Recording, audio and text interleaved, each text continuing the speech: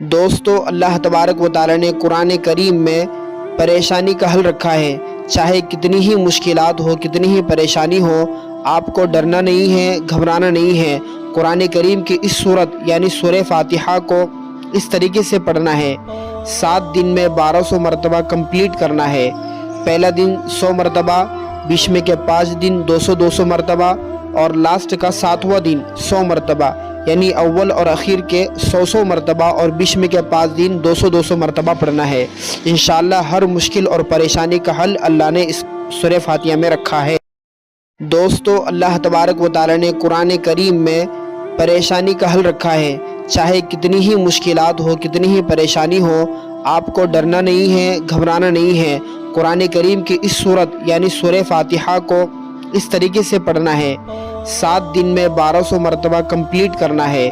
پہلا دن 100 مرتبہ،